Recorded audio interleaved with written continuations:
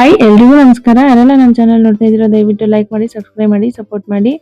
ನಾನು ಇವತ್ತು ಬೆಳಗ್ಗೆನೆ ಎಲ್ಲ ಕೆಲಸ ಮುಗಿಸಿ ಪೂಜೆನೂ ಆಯಿತು. ಇವಾಗ ತಿಂಡಿ ಮಾಡಿಬಿಟ್ಟು ಬೇಗ ಬೇಗ ಮಕ್ಕಳು ಸ್ಕೂಲಿಗೆ ಹೋಗಿದ ತಕ್ಷಣ ನಾನು ಊರಿಗೆ ಹೋಗೋಣ ಅಂತ ಇಲ್ಲಿ ಬೇಗ ಬೇಗ ಎಲ್ಲ ಮಾಡಿದ್ದೀನಿ. ಈಗ ಇಲ್ಲಿ ತಿಂಡಿಗೆ ನಾನು ಪಡ್ಡು ಮಾಡ್ತಾ ಇದ್ದೀನಿ. ದೋಸೆ ಹಿಟ್ಟು ಇತ್ತು ಮನೆಯಲ್ಲೇ ಆಲ್ರೆಡಿ. ನೆನ್ನೆ ದೋಸೆ ಮಾಡಿದ್ದೆ, ಅದ್ರ ಹಿಟ್ಟಿತ್ತಲ್ಲ ಅದನ್ನೇ ಇವಾಗ ನಾನು ಪಡ್ಡು ಮಾಡ್ತಾ ಇದ್ದೀನಿ.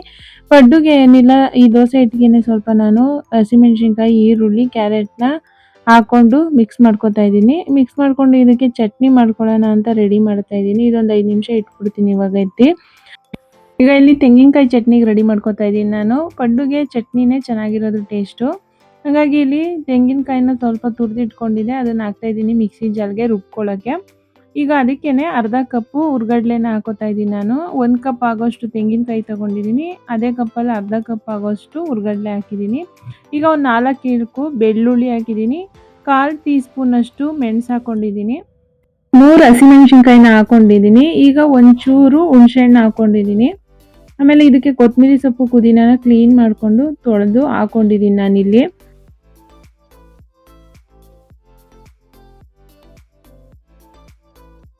ಇವಾಗ ರುಚಿಗೆ ತಕ್ಕಷ್ಟು ಉಪ್ಪನ್ನ ಹಾಕೊಂಡು ರುಬ್ಕೊಳ್ಳೋಣ.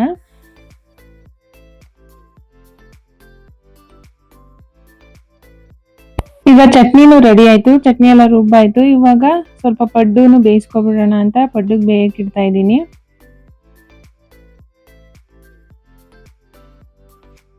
ಈಗ ಪಡ್ಡು ಬೇಯಕ್ಕೆ ಇಟ್ಟಿದ್ದೀನಲ್ಲ, ಅದು ಸ್ವಲ್ಪ ಉಲ್ಟಾ ಮಾಡಿ ಬೇಯಿಸ್ಕೋಬೇಕು ಇನ್ನೊಂದು ರೌಂಡು. ಈಗ ನೋಡಿ ಎಲ್ಲ ಉಲ್ಟಾ ಮಾಡ್ತಾ ಇದ್ದೀನಿ. ಉಲ್ಟಾ ಮಾಡಿ ಒಂದು 5 ನಿಮಿಷ ಬೇಯಿಸ್ಕೊಂಡ್ರೆ ಪಡ್ಡು ಫುಲ್ ರೆಡಿ ಆಯ್ತು. ಈಗ ಪಡ್ಡು ಎಲ್ಲ ರೆಡಿ ಆದ್ಮೇಲೆ ಮಕ್ಳಿಗೂ ತಿಂಡಿ ತಿನ್ಸ್ಕೊಂಡು ನಾನು ತಿಂಡಿ ತಿಂದು ಅವ್ರನ್ನ ಸ್ಕೂಲಿಗೆ ಹತ್ರ ಬಿಟ್ಬಿಟ್ಟು ನಾವಿಲ್ಲಿ ನರ್ಸರಿ ಹತ್ರ ಬಂದು, ಈ ನರ್ಸರಿಲಿ ಗಿಡಗಳು ಸಿಗುತ್ತೆ ಅಂತ ಬಂದಿದೀವಿ. ನೋಡೋಣ ಬನ್ನಿ ಏನೇನ್ ಗಿಡ ಸಿಗುತ್ತೆ ಅಂತ.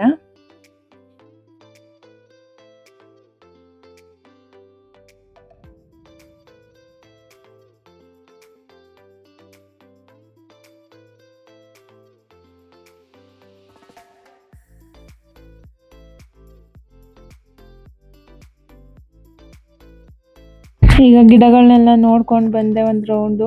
ಅಲ್ಲಿ ಜಾಸ್ತಿ ಏನು ಗಿಡಗಳಿಲ್ಲ ತರಕಾರಿದು, ಕೆಲವೊಂದು ಮಾತ್ರ ಇತ್ತು. ಟೊಮೊಟೊ, ಹಸಿಮೆಣಸಿನ್ಕಾಯಿ, ಬದನೆಕಾಯಿ ಗಿಡ ಅಷ್ಟೇ ಇತ್ತು. ನೋಡಿ ಇವರು ಗಿಡ ಬೆಳೆಸೋದಿಕ್ಕೆ ಇಲ್ಲಿ ಈ ಥರ ಕ್ರೇಟ್ ಇದೆಯಲ್ಲ, ಚಿಕ್ಕ ಚಿಕ್ಕ ಕ್ರೇಟ್, ಅದು 100 ಇರುತ್ತಂತೆ ಅದು ಓಲು. ಆ ಓಲ್ ಒಳಗಡೆ ಕೋಕೋಫಿಟ್ನ ತುಂಬಿಟ್ಟು ಈ ಸೀಡ್ಸ್ಗಳಿರುತ್ತಲ್ವ, ಮೆಣಸಿನ್ಕಾಯಿ ಸೀಡ್ಸು, ಬದನೆಕಾಯಿ ಸೀಡ್ಸು, ಆಮೇಲೆ ಟೊಮೊಟೊ ಸೀಡ್ಸ್ನ ಅದ್ರೊಳಗಡೆ ಹಾಕ್ಬಿಟ್ಟು ಡೈಲಿ ನೀರು ಹಾಕ್ಬಿಟ್ಟು ಬೆಳೆಸ್ತಾರೆ. ನೋಡಿ ಇಷ್ಟಿಷ್ಟು ಉದ್ದ ಆದಮೇಲೆ ತಗೊಂಡೋಗೋರು, ಈ ಹೊಲಗಳಲ್ಲೆಲ್ಲ ಜಾಸ್ತಿ ಗಿಡಗಳನ್ನ ನೆಡಬೇಕಲ್ಲ, ಅವರೆಲ್ಲ ಈ ಥರ ಗಿಡಗಳನ್ನ ತಗೊಂಡೋಗಿ ನೆಡ್ತಾರೆ. ಈ ಹಸಿಮೆಣಸಿನ್ಕಾಯಿ, ಟೊಮೊಟೊ ಎಲ್ಲ. ನಾವು ಒಂದು ಅಂದರೆ ಇವರು ಸ್ವಲ್ಪ ಕೊಡೋದಿಲ್ಲ ಅಂತಂದ್ರು, ಒಂದು ಕ್ರೇಟು ತೊಗೊಂಡ್ರೆ ಒಂದು ಕ್ರೇಟ್ ಫುಲ್ಲು ತೊಗೋಬೇಕು. ಒಂದು ಕ್ರೇಟಲ್ಲಿ 100 ಗಿಡ ಇರುತ್ತೆ ಅಂತ ಹೇಳಿದರು. ಈಗ ನಾನು 100 ಗಿಡನೇ ತಗೊಂಡೆ. ಅದು ಒಂದು ಕ್ರೇಟ್ ಫುಲ್ಲು ತಗೊಂಡ್ರೆ 100 ಗಿಡ ಅಂತ ಹೇಳಿದ್ರು. ಬಟ್ ಅದರಲ್ಲಿ ಒಂದು 70 ಗಿಡ ಇತ್ತೇನೋ ಅಷ್ಟೇನೆ. ಅದರಲ್ಲಿ ಸ್ವಲ್ಪ ಹೋಗ್ಬಿಡುತ್ತೆ, ಸಣ್ಣ ಸಣ್ಣದಿತ್ತು ತುಂಬ. ಅವು ಬಂದರೆ ಬರ್ಬೋದು, ಇಲ್ಲಾಂದ್ರೆ ಇಲ್ಲ ಅನ್ನಿಸ್ತು ನನಗೆ. ನೋಡೋಣ ಹಾಕಿದ್ಮೇಲೆ ಹೆಂಗೆ ಬರುತ್ತೆ ಅಂತ. ಇಲ್ಲೇ ಸ್ವಲ್ಪ ಬದನೆಕಾಯಿ ಗಿಡನೂ ಇತ್ತು. ಸ್ವಲ್ಪ ಬೀಜಗಳನ್ನೆಲ್ಲ ಹಾಕಿದ್ದಾಗ ಅವು ಬದನೆಕಾಯಿ ಗಿಡ ಉಟ್ಕೊಂಡಿದ್ದೋ, ಬದನೆಕಾಯಿ ಬೀಜ ಹಾಕಿದ್ರಂತೆ, ಅದನ್ನೇ ತೋರಿಸ್ತಾ ಇದ್ರು. ಟೊಮೊಟೊ ಗಿಡನೂ ಇವ್ರು ಸ್ವಲ್ಪ ತಗೊಂಡು ಬಂದಿದ್ರು. ಟೊಮೊಟೊ ಗಿಡ ಮತ್ತು ಬದನೆಕಾಯಿ ಗಿಡ, ಹಸಿಮೆಣಸಿನ್ಕಾಯಿ ಗಿಡನ ಇವತ್ತು ನೆಡೋಣ ಅಂದ್ಬಿಟ್ಟು ಎಲ್ಲ ರೆಡಿ ಮಾಡ್ಕೊತಾವ್ರೆ. ಇವತ್ತು ಅಷ್ಟನ್ನು ನೆಡೋಣ, ಆಮೇಲೆ ಮುಂದಕ್ಕೆ ಇನ್ನೂ ಏನಾದರೂ ಈ ಸೀಡ್ಸ್ಗಳು ಸಿಗುತ್ತೆ ಅಂಗಡೀಲಿ. ಕ್ಯಾರೆಟು, ಹುಳ್ಳಿಕಾಯಿ ಅದೆಲ್ಲ ಬೇಕು ಅಂದರೆ ಅದ್ರ ಸೀಡ್ಸ್ ಸಿಗುತ್ತೆ, ಅದನ್ನು ತಂದು ಹಾಕೊಳ್ಳೋಣ ಅಂದ್ಬಿಟ್ಟು ಇವತ್ತು ಇಷ್ಟು ನೆಡೋಣ ಅಂತ ನೆಡ್ತಾ ಇದ್ದೀವಿ. ಇದೆಲ್ಲ ಹೂವಿನ ಗಿಡಗಳು. ಇದು ನೋಡಿ ಬೆಟ್ಟದ ತಾವರೆ ಅಂತಾರೆ ಈ ಗಿಡ ಬಂದು. ಮಳ್ಳೆ ಹೂವಿನ ಗಿಡಗಳು ಸ್ವಲ್ಪ ಜಾಸ್ತಿನೇ ಹಾಕ್ಕೊಂಡಿದ್ದೀವಿ. ಫಸ್ಟೇ ನೀರು ಸ್ವಲ್ಪ ಪ್ರಾಬ್ಲಮ್ ಇದ್ರೂ ಈ ತರಕಾರಿ ಎಲ್ಲ ಅವಾಗೆಲ್ಲ ಯಾಕೆ ಹಾಕ್ಕೊಳ್ಳೋಕ್ಕಾಗಿಲ್ಲ ಅಂದರೆ ನೀರಿಗೆ ತುಂಬ ಪ್ರಾಬ್ಲಮ್ ಇತ್ತಿಲ್ಲಿ. ಇವಾಗ 2 ತಿಂಗಳಾಯಿತು ಬೋರ್ ಹಾಕ್ಸಿ, ಇವಾಗ ಸ್ವಲ್ಪ ಏನೂ ತೊಂದರೆ ಇಲ್ಲ. ಹಂಗಾಗಿ ಇವಾಗ ಗಿಡಗಳನ್ನ ಸ್ವಲ್ಪ ಜಾಸ್ತಿನೇ ನೆಡ್ತಾ ಇದ್ದೀವಿ. ನೀರು ಇಲ್ದಿದ್ದಾಗಲೇ ಆಲ್ಮೋಸ್ಟ್ ಒಂದಷ್ಟು ಹೂವಿನ ಗಿಡಗಳು, ಮತ್ತು ಬೆಟ್ಟದ ನೆಲ್ಲಿಕಾಯಿ, ಇರ್ಲಿಕಾಯಿ, ನಿಂಬೆಹಣ್ಣು ಗಿಡ, ಪಪ್ಪಾಯ ಗಿಡ, ನೋಡಿ ಇವೆಲ್ಲ ಇರಳಿಕಾಯಿ ಮತ್ತು ಬೆಟ್ಟದ ನೆಲ್ಲಿಕಾಯಿ ಗಿಡ, ಪಪ್ಪಾಯ ಎಲ್ಲ ಹಾಕಿದ್ವಿ, ಕುಂಬಳಕಾಯಿ ಅವೆಲ್ಲ. ಇವಾಗ ಸ್ವಲ್ಪ ತರಕಾರಿಗೆಲ್ಲ ಇನ್ನೂ ಜಾಸ್ತಿ ನೀರು ಬೇಕಾಗುತ್ತಲ್ವ, ಫಸ್ಟು ಟ್ಯಾಂಕರಲ್ಲಿ ನೀರು ಹೊಡೆಸ್ಕೊತಿದ್ವಿ. ಹಾಗಾಗಿ ತರಕಾರಿ ಗಿಡಗಳನ್ನೆಲ್ಲ ಹಾಕಿರ್ಲಿಲ್ಲ. ಇವಾಗ ಸ್ವಲ್ಪ ಬೋರ್ ಹಾಕ್ಸ್ಕೊಂಡಿದೀವಿ, ಒಂದೆರಡು ತಿಂಗಳಾಯ್ತು. ಹಂಗಾಗಿ ಇವಾಗ ತರಕಾರಿ ಗಿಡಗಳೆಲ್ಲ ಹಾಕಿದ್ರುನು ನೀರಿಗೆ ತೊಂದರೆ ಇರಲ್ವಲ್ಲ, ಚೆನ್ನಾಗಿ ಬರುತ್ತೆ. ಮನೆಗೂ ಆಗುತ್ತೆ, ನ್ಯಾಚುರಲ್ ಆಗಿ ನಾವೇ ಬೆಳ್ಕೊಂಡಂಗಾಗುತ್ತೆ. ಈ ಅಂಗಡಿಲೆಲ್ಲ ತಗೊಬಂದು ತಿನ್ನೋ ಬದಲು ನಾವೇ ಬೆಳೆದಿರೋದನ್ನ ಮಾಡ್ಕೊಂಡು ತಿನ್ಬೋದಲ್ವ, ಎಷ್ಟು ಚೆನ್ನಾಗಿರುತ್ತೆ ಅಂದ್ಬಿಟ್ಟು ಇಲ್ಲಿ ನಡೆಸ್ತಾ ಇದೀವಿ ಗಿಡಗಳನ್ನೆಲ್ಲ. ಇಲ್ಲಿ ನೋಡ್ತಾ ಇರ್ಬೋದು, ಇವಾಗ ಅಲ್ಲಿ ಟೊಮೊಟೊ ಗಿಡ, ಮೆಣಸಿನ್ಕಾಯಿ ಗಿಡ ನೆಡ್ತಾ ಇದ್ದಾರೆ.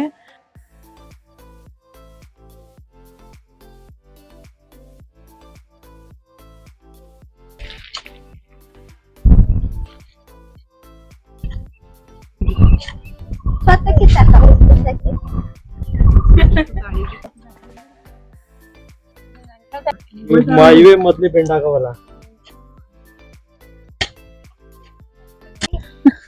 ನೋಡಿ ನೀವು ವ್ಯಾಪಾರಕ್ಕೆ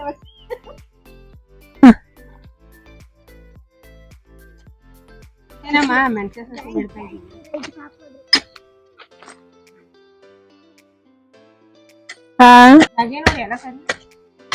ಸಖತ್ತು ಸೆಕೆ ಆಯ್ತದೆ ಮಾತ್ರ. ನೋಡವ ಬ್ಯಾವ್ರ ಹೆಂಗ್ ಗೊತ್ತಾದ ಇವತ್ ಮಳೆ ಜಾಸ್ತಿ ಬರ್ಬೋದೇನೋ.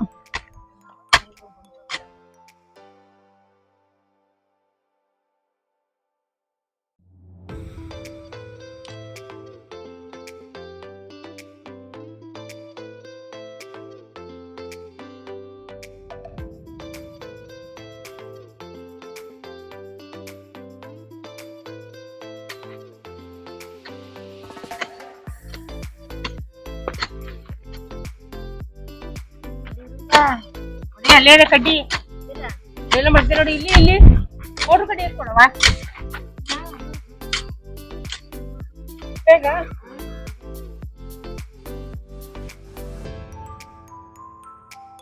ಇನ್ನು ನನ್ನ ಹಸ್ಬೆಂಡು ಕೂಡ ಚೆನ್ನಾಗಿ ಹೆಲ್ಪ್ ಮಾಡ್ತಾ ಇದ್ರು ಅವ್ರಿಗೆ ಗಿಡ ನೆಡೋದಕ್ಕೆ.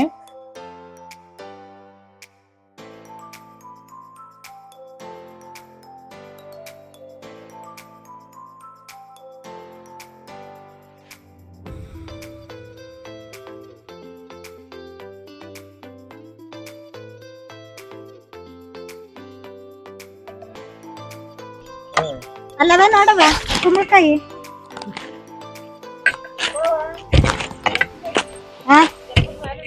ಇಲ್ಲವ ಬಾ.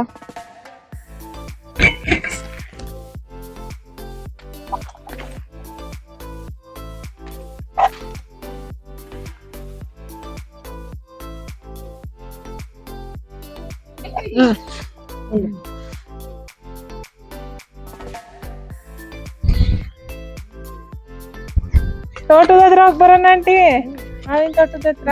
ಈಗ ಇಲ್ಲಿ ಕೂತಿದ್ದಾರಲ್ಲ ಇವ್ರು ನಮ್ಮ ಮಾವ. ಇವರು ಡೈಲಿ ಫ್ಯಾಕ್ಟ್ರಿ ಹತ್ರ ಬಂದಿರ್ತಾರೆ, ಕುತ್ಕೋತಾರೆ. ಇವರೆಲ್ಲ ನಮ್ಮ ಫ್ಯಾಕ್ಟ್ರಿಲಿ ವರ್ಕ್ ಮಾಡ್ತಾರಲ್ಲ ಆಂಟಿಯರು, ಪಾಪ ಅವರೇ ಎಲ್ಲ ಗಿಡಗಳನ್ನೆಲ್ಲ ಇಲ್ಲಿ ನೆಟ್ಟಿ ಬೆಳೆಸಿರೋದು. ಇಷ್ಟು ಹೂವಿನ ಗಿಡಗಳೆಲ್ಲ ಅಷ್ಟೇನೆ, ಅವರೇನೆ ಒಂದೊಂದೇ ಗಿಡಗಳನ್ನ ತಗೊಬರೋದು, ನೆಡೋದು.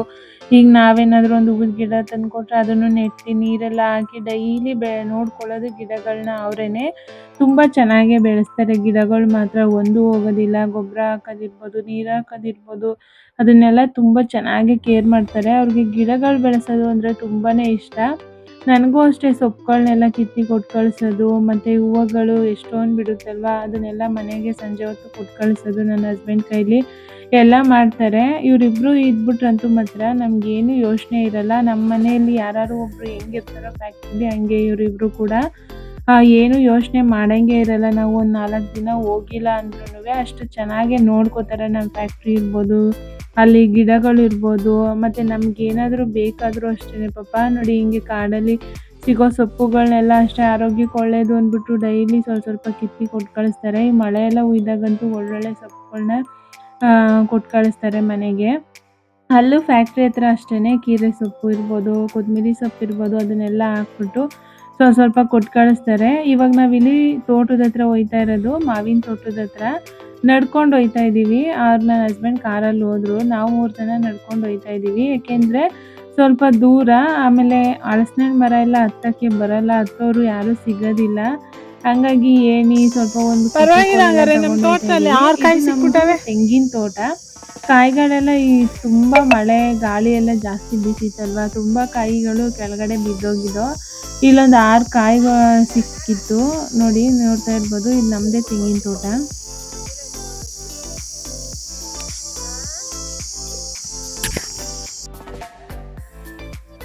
ನಮ್ಮ ತೋಟದ್ದು ನಮ್ಮ ಮರದ್ದು ಜಮ್ನೆರಳೆಕಾಯಿ. ಈಗ ತೋಟದಲ್ಲೇ ಅಂದರೆ ತೆಂಗಿನ ತೋಟದಲ್ಲೇ ಒಂದು ಜಮ್ ನೇರಳೆ ಮರ ಇದೆ. ಅದನ್ನ ಹೇಳ್ತಾ ಇದ್ರು ನಮ್ಮ ತೋಟದ್ದೇ, ನಮ್ಮ ಮರದ್ದೇ ಜಮ್ ನೇರಳೆಕಾಯಿ ಎಷ್ಟೊಂದು ಬಿಟ್ಟಿದೆ ನೋಡು ಅಂತ. ಅದನ್ನೇ ಇಲ್ಲಿ ತೋರಿಸ್ತಾ ಇದೀನಿ ನೋಡಿ. ನೇರಳೆ, ಇದು ಜಮ್ ನೇರಳೆ ಮರ ಎಷ್ಟೊಂದು ಬಿಡುತ್ತೆ ಅಂತಂದ್ರೆ ಅಯ್ಯೋ ತುಂಬ ಹಣ್ಣು ಬಿಡುತ್ತೆ. ಈಗ ಫುಲ್ಲು ಮರ ತುಂಬ ಕಾಯಿ ಕಚ್ಚಿತ್ತು. ಇನ್ನು ಈ ಹಣ್ಣು ಬಂದು ಅಂಕೋಲೆ ಹಣ್ಣು ಅಂತ ನಾನು ಹಿಂದಿನ ವಿಡಿಯೋದಲ್ಲಿ ಒಂದ್ಸರಿ ತೋರಿಸಿದೆ ನೋಡಿ. ಇದು ಅಂಕೋಲೆ ಮರ. ಇದು ರೋಡ್ ಸೈಡಲ್ಲಿ ಅಂದರೆ ಕಾಡು ಥರ ಇದ್ದಾಗ ರೋಡ್ ಸೈಡಲ್ಲೇ ಎಷ್ಟೊಂದು ಮರಗಳಿದೆ. ಇದು ನಮ್ಮ ತೋಟದ ಹತ್ರನೇ. ಇದೂನುವೆ ಒಂದು 10 ಮರಗಳಿದ್ದು ಹಣ್ಣೆಲ್ಲ ಆಲ್ಮೋಸ್ಟ್ ಒಂದೇ ಸರಿ ಹಣ್ಣಾಗ್ಬಿಡುತ್ತೆ. ನಿಧಾನಕ್ಕೆ ಒಂದು ಸ್ವಲ್ಪ ಹಣ್ಣಾಗಲ್ಲ. ಹೋದ ವಾರ ಬಂದಾಗ ಎಲ್ಲ ಫುಲ್ಲು ಮರದ ತುಂಬ ಎಲ್ಲ ರೆಡ್ ಆಗಿಬಿಟ್ಟಿದ್ದು. ಈ ಸರಿ ಫುಲ್ಲು ಎಲ್ಲ ಉದ್ರೋಗಿ ಕಡಿಮೆ ಇತ್ತು. ಇದೊಂದೇ ಮರದಲ್ಲಿ ಸ್ವಲ್ಪನೇ ಇದೆ ಹಣ್ಣು. ಅದನ್ನು ಕಿತ್ಕೊಂಡು ತೆಂಗಿನ ಮರ ತೋಟ ಇದೆಯಲ್ವ, ಅದಕ್ಕಿಂತ ಇನ್ನೂ ಸ್ವಲ್ಪ ದೂರ ಹೋಗಬೇಕು. ಹಂಗೆ ನಡ್ಕೊಂಡು ಹೋಗ್ತಾ ಇದ್ವು ನೋಡಿ. ಮಳೆ ಹುಯ್ದು ಫುಲ್ಲು ನೀರು, ಕಾಲಿಡೋಕ್ಕೆ ಆಯ್ತಾ ಇರಲಿಲ್ಲ. ಎಲ್ಲ ನೋಡಿ ಫುಲ್ಲು ರೋಡೆಲ್ಲ ಕೆಸರು. ಈಗ ಇಲ್ಲಿ ಮಾವಿನ ತೋಟಕ್ಕೆ ಬಂದ್ವಿ. ಇಲ್ಲಿ ನೋಡಿದಾಗಂತೂ ಸಖತ್ ಬೇಜಾರಾಗೋಯ್ತು. ಏನಂದರೆ ಮಳೆ ಹುಯ್ದು ಮತ್ತು ಗಾಳಿ ಬೀಸ್ತಲ್ಲ, ಎಲ್ಲ ಕೆಳಗಡೆ ಹಣ್ಣೆಲ್ಲ ಉದ್ರೋಗಿದ್ದು, ಕಾಯಿ ಹಣ್ಣು ಎಲ್ಲ ಗಾಳಿ ಇದಕ್ಕೆ. ಈ ರೈತರು ಈ ಹಣ್ಣುಗಳನ್ನ ಮಾರ್ಕೊಳ್ಳೋದಕ್ಕಿಂತ ಜಾಸ್ತಿ ಕೆಳಗಡೆ ಬಿದ್ದೇ ಹಾಳಾಗ್ಬಿಟ್ಟಿದೆ ಈ ಸರಿ ಅಂತೂ. ಮಾವಿನ ಹಣ್ಣು ರೇಟ್ ಕಡಿಮೆ ಆಗಿಬಿಟ್ಟಿದೆ ಅಂತ ಕಿತ್ತೇ ಇರಲಿಲ್ಲ. ಇದು ನಮ್ಮ ಭಾವನೆ ಎಲ್ಲ ಕಿತ್ಕೊಂಡೋಗಿ ಮಾರ್ಕೆಟ್ಗೆಲ್ಲ ಹಾಕ್ತಾ ಇದ್ದಿದ್ದವರು.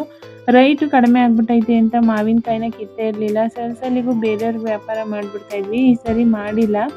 ಇಲ್ಲಿ ನೋಡ್ತಾ ಇರ್ಬೋದು ಹಲಸಿನ ಹಣ್ಣೆಲ್ಲ ಹೆಂಗೆ ಉದ್ರೋಗಿದೆ ಅಂತ. ಇದೆಲ್ಲ ಮಳೆಗೆ ಅಂದರೆ ಹಣ್ಣಾಗ್ಬಿಟ್ಟಿದೆ, ಅದೆಲ್ಲ ಹಣ್ಣಾಗಿ ಕೊಳ್ತೋಗಿದೆ.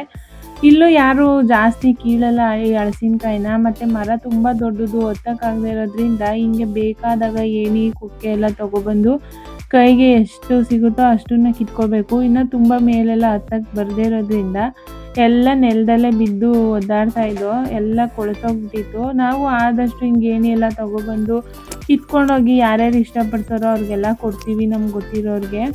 ಆದರೂ ಎಷ್ಟು ಅಂತ ಕೀಳೋಕ್ಕಾಗುತ್ತೆ ಅಲ್ವಾ, ನಾವೇನೇ ಹೋಗಿ ಬಂದು ಯಾರೂ ಕಿತ್ಕೊಳ್ಳೋದಿಲ್ಲ. ಹಂಗಾಗಿ ಕರಡಿನೂ ತುಂಬ ಇದೆ.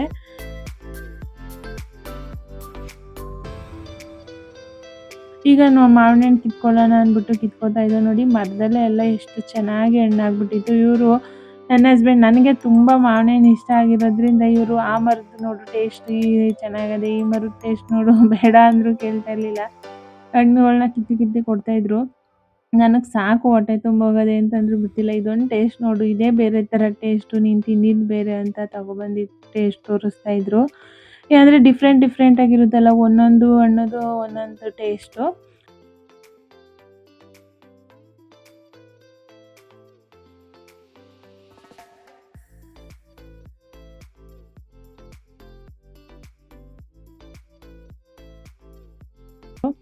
ಎಲ್ಲ ಹಣ್ಣಿಗೆ ಬಂದ್ಬಿಟ್ಟಿದೆ ನೋಡಿ. ಎಷ್ಟಾಗುತ್ತೋ ಅಷ್ಟು ಕಿತ್ಕೊಂಡು ಹೋಗೋಣ, ಯಾರು ಇಷ್ಟಪಡೋರ್ಗೂ ಕೊಡೋಣ. ನನಗಂತೂ ತುಂಬ ಇಷ್ಟ. ಈಗ ಅಲ್ಲೂ ಕೇಳೋರ್ಗೂ ಕೊಡೋಣ ಅಂದ್ಬಿಟ್ಟು ಒಂದು ಸ್ವಲ್ಪ ಜಾಸ್ತಿನೇ ಕಿತ್ಕೊಂಡು ಬಂದು. ಹಣ್ಣು ತಿನ್ನೋರು ಇರ್ತಾರೆ ಇಷ್ಟಪಡೋರು. ಇಲ್ಲಾದರೆ ಮರದಲ್ಲಿ ಇದ್ದರೆ ಕೆಳಗಡೆ ಬಿದ್ದು ಹಾಳಾಗ್ಬಿಡುತ್ತಲ್ವ, ಹಂಗಾಗಿ ಒಂದಷ್ಟು ಜಾಸ್ತಿನೇ ಕಿತ್ಕೊಂಡು ಬಂದು ಹಲಸಿನಕಾಯಿ ಮಾವಿನಕಾಯಿ ಎಲ್ಲ. ಎಷ್ಟೊಂದೇ ನಿಮ್ಮ ಮರದಲ್ಲಿ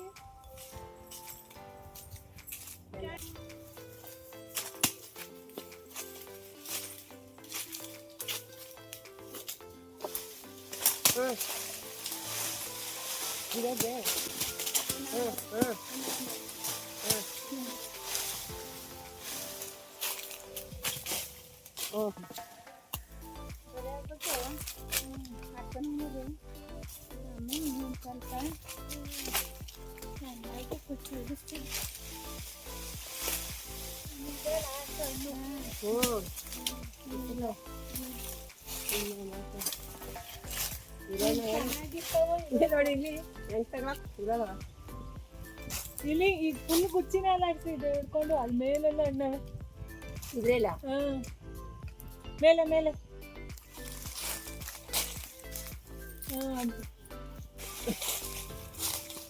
ಸಾಕು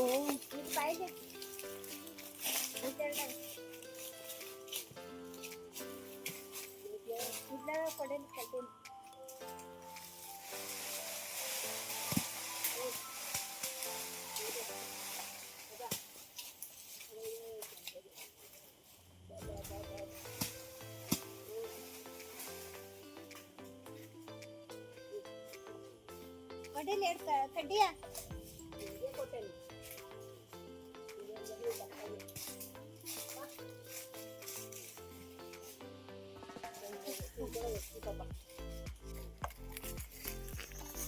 ಅದು ರಸ್ಪುರಿ.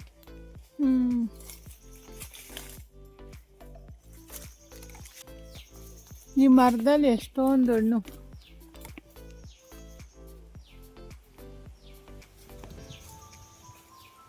ಈಗ ಮಾವಿನಹಣ್ಣು ಹಲಸಿನಹಣ್ಣು ಎಲ್ಲ ಕಿತ್ತಿದ್ದಾಯ್ತು. ಮನೆ ಕಡೆ ಹೊರಟು ಸುಮಾರು 2 ಅವರ್ ಆಯ್ತು ನಾವು ತೋಟದೊಳಗಡೆ ಹೋಗಿ ಮಾವಿನಹಣ್ಣೆಲ್ಲ ಕಿತ್ಕೊಳ್ಳೋಷ್ಟರಲ್ಲಿ. ಅದು ನೋಡಿ ಕಿತ್ಕೋಬೇಕು. ಮಾವಿನಕಾಯಿನೂ ತುಂಬಾನೇ ಇದ್ದು, ಆದರೆ ಮಳೆ ಹುಯ್ದ ಮೇಲೆ ಸ್ವಲ್ಪ ಅದಕ್ಕೆ ಕಾಯಿ ಹುಳ ಜಾಸ್ತಿ ಬಂದ್ಬಿಟ್ಟಿತ್ತು.